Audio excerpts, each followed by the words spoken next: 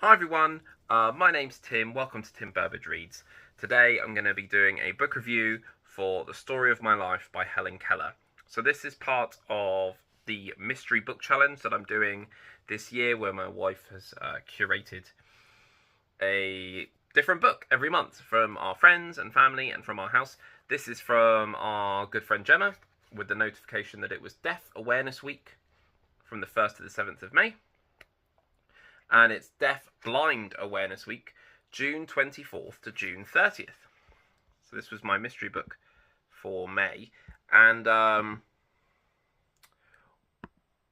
it's been a couple of weeks since I've read this, because we weren't on holiday, and then I wasn't feeling very well. But no, this is split into two. So, okay, let's take a step back. Helen Keller.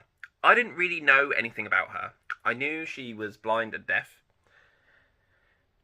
and I knew that she was famous. That's it. That's all I knew.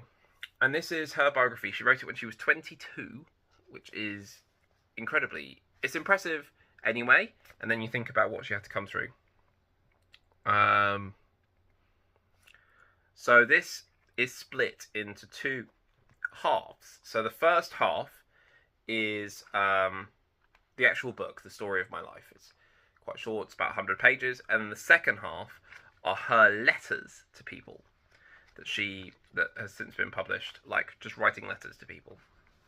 And they're both very interesting for different reasons. So the first thing, with the first part of her story, is her getting her illness and how she sees the world.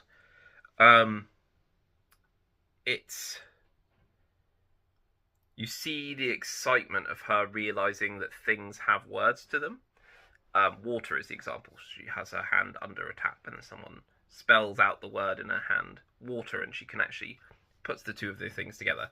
One thing that surprised me was how self-deprecating she was, especially at the start. She was like, oh, I'd get very annoyed and I'd beat my sister up and all this kind of thing. And then it's about her going to school, and in the end she's at university and trying to do university, and she's trying to speak, and she's getting very frustrated because she never really learned. She never could speak fully. And I think something that really came out here is the star for me is her teacher, because her teacher went with her everywhere and did everything with her and was her gateway to the world. And as Helen Keller's world expanded, this woman had to take that on and had to do the same courses and translate in time, had to take notes, had to do everything. And that's incredible dedication, I think, to basically give up your life for someone else. Yeah, I thought it was quite impressive. And there was a whole thing in here about, like, she published a story and it was found out to be copied. It was a story that was read to her when she was younger and she couldn't really remember it, which obviously was a big deal to her. I don't know anything about that, but obviously it caused news. She had to put it in her book of what her experience was. Yeah, so I thought it was quite interesting. The second part, I started reading and I was like,